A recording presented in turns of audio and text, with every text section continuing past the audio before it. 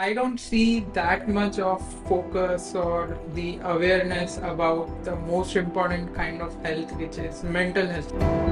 First step is to recognize that mental health is a critical component of our success and happiness. I'm going back to these two terms. Check their website, and there are like big companies like Google and that kind of companies. So, how do you help them?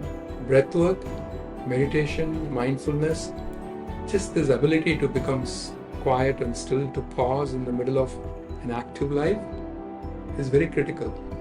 The stronger our brakes are, the faster we can go in the car.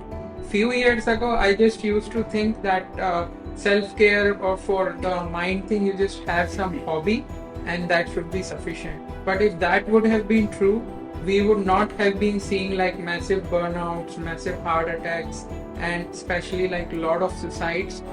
The challenge is not stress itself. The challenge is two-part. I remember when I was in the startup company, I was one of the earliest employees, and it was a big, very important thing for us to sell our product to Dell. And the Dell management were coming into our office the next morning.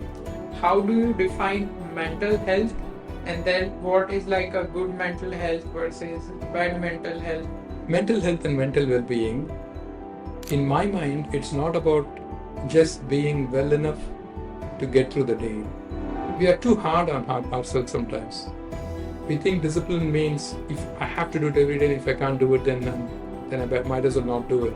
What is the magic behind this breath thing which helps to shut down the negative mind and then enhance your positivity?